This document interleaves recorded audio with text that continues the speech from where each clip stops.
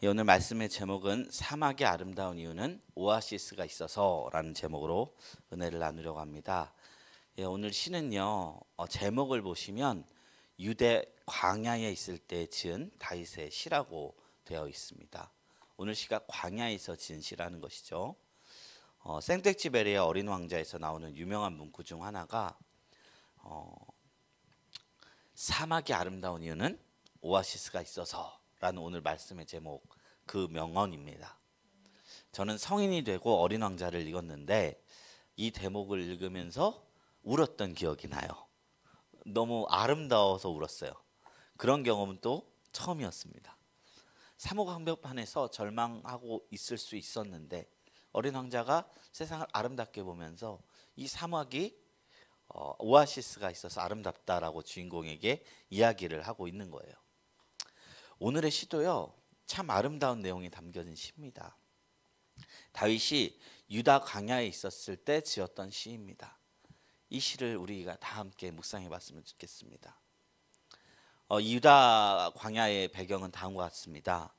전 세계에서 가장 낮은 지대가 이스라엘 남쪽 사해바다를 중심으로 한 사해연안 지역입니다. 바다의 높이보다 밑으로 400m 아래에 이르고요. 그 사해 서쪽 중앙에 있는 유대 광야가 있는데 이것을 엔게디라고 부릅니다. 이 유대 광야는요, 물 한 모금 얻을 수 없는 이 메마른 땅입니다. 엔게디는 사람이 살 수 있는 조건을 거의 갖추고 있지 않습니다. 1년 내내 비도 거의 오지 않습니다. 그래서 곡식을 재배할 수 있을 수도 없고 풀이 있어서 목축을 하기에도 적당한 곳이 아닙니다. 그런데요, 하나님은 성경에서 유독 이 간조한 광야 가운데서 신앙의 유인들을 많이 배출하신 것을 보게 돼요. 세례 요한은요, 그 별명이 광야에 외치는 소리였습니다. 그러면서 이제 주의 뜻을 광야에서 발견하는 사람이었습니다. 그리고 예수님이 공생애를 시작하기 전 40일간 금식하며 기도하신 곳도 광야였습니다. 위치는 다르지만 모세도 이제 부르심을 받기 전 미디안에 있는 광야에 거했었죠. 이 광야에서 하나님은 영성 있는 자들을 찾으시고 만드시고 이 세상에 드러내셨다는 것이에요. 식물도 물 없이는 필 수 없잖아요. 꽃이 피울 수 없잖아요. 그런데 하나님께서는 이 사람을 이 외롭고 괴로운 광야 땅에서 신앙의 열매를 맺게 하셨습니다. 놀라운 것이죠. 오늘의 시도요, 다윗은 광야 가운데서 이런 보석 같은 시를 지었습니다. 오늘 시편의 한 대목이에요. 골수와 기름진 것을 먹음같이 내 영혼이 만족스럽다. 이 고백을 자신이 궁궐에서 모든 것을 누릴 때가 아니라 인생의 가장 극한의 위기에 고백한 것입니다. 다윗은요, 유대 광야로 도망쳤던 시절이 인생에 두 번 있었습니다. 첫 번째는 사울의 추격을 피해 도망하기 위해서고요. 두 번째로는 아들 압살롬의 반역으로 인해 도망갔을 때, 다 모두 생명이 위험했던 순간, 죽지 못해 간 곳이 광야였다는 거예요. 그렇지 않으면 우리가 굳이 광야로 가지 않잖아요. 선택할 수 있는 기회가 있다면 다윗조차도 결코 광야로 가지 않고 피했을 것입니다. 과거 IMF 때 우리나라에 대규모 파산이 일어났습니다. 그때 사회적으로 노숙자 문제가 불거지게 됐는데 사람들이 망하지 않았다면 결코 거리에서 산다는 선택을 하지 않았을 것이에요. 엔게디 광야는 이런 모습입니다. 참 퍽퍽하죠. 황량하죠. 사람이 살 수 없은 풀 한 폭이 보이지 않는 이곳입니다. 그런데 놀랍게도 이 엔게디 광야에서 사람이 살았다는 거예요. 고고학적으로 BC 3000년 전부터 사람이 살았던 유적이 있고요. 실제적으로는 그보다 훨씬 이전인 BC 5000년 청동기 시절의 유물도 이곳에서 나온다고 합니다. 그럴 수 있는 이유가 무엇이냐? 오아시스가 있어서요. 엔게디라는 의미는요, 염소의 샘이란 뜻입니다. 이 오아시스가 있기 때문입니다.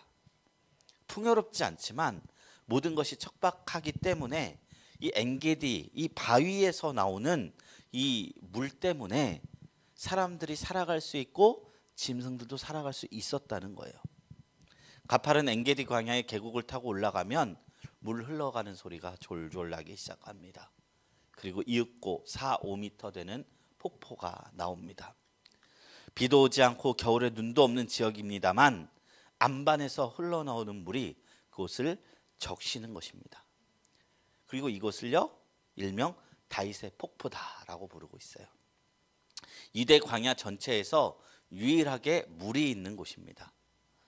그러니 그 높은 절벽도 마다하지 않고 동물들은 이 물이 있는 곳으로 옵니다. 그리고 그 격한 갈증을 시원한 물로 해결하며 자신의 목마른 영혼을 채우는 겁니다. 이것이 다윗의 폭포입니다. 이 폭포 주변에는 그래도 나무들이 이렇게 드름성드름성 자라는 거 보이죠? 그리고 아름다운 꽃도 피고 포도나무의 열매도 열린다고 합니다. 그야말로 사막의 오아시스인 것입니다. 아마 초막이 우거진 곳에서는 별로 주목받지 못할 광경일 수 있습니다. 우리나라 금수광산 그 설악산 그 골짜기에 비하면 저 바위는 너무나 척박해 보일 수 있어요. 하지만 주변이 모두 황량한 광야이기 때문에 그 아름다움은 더 큰 가치를 지니고 있는 것입니다. 다윗의 아들 솔로몬은 아버지가 숨어있던 엔게디를 향해서 이렇게 이야기했습니다. 아가서 1장 14절이요.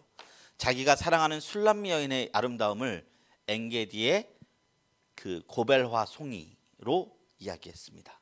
나의 사랑하는 자는 내게 엔게디 포도원의 고벨화 송이로구나. 이곳에서 피는 꽃이 그렇게 아름답다는 거예요. 마치 채송화처럼 여자들의 손톱을 물들여주는 향기로운 꽃이 고벨화였다는 거예요.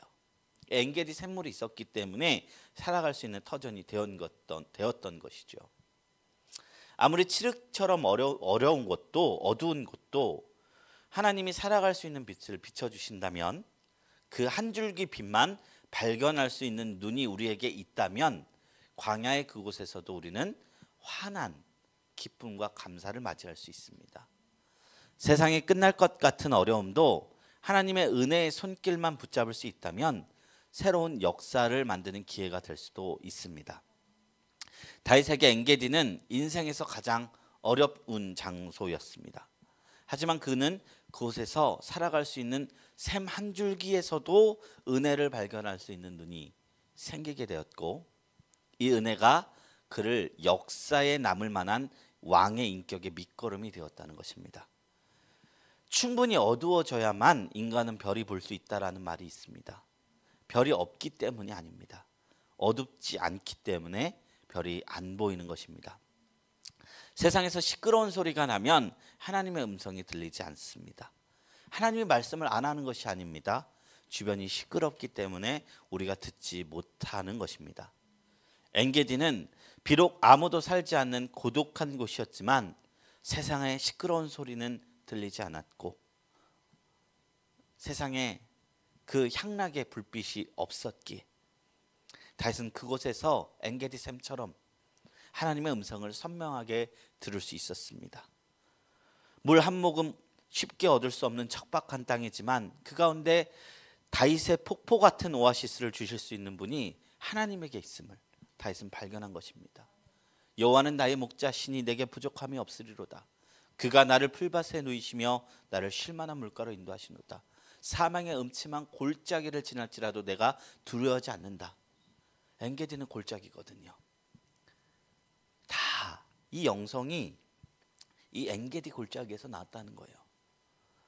세상이 아무리 부족해도 오직 하나님만으로 살아갈 수 있다는 보석 같은 지혜를 깨달았던 장소가 오늘날 다윗이 하나님 마음에 합한 자라는 호칭을 만든 장소가 바로 엔게디 광야였다는 것입니다. 말씀을 읽은 우리도 마찬가지입니다.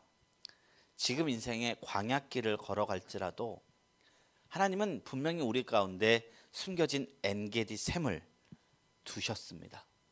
그것을 발견하시기 바랍니다. 그것을 발견한 자들은 은혜로 설 수 있습니다. 오늘 다윗이 말했던 것처럼 이 엔게디 광야가 우리 안에 있죠. 우리 가운데 감사의 제목들, 그 줄을 놓지 않으시기 바랍니다.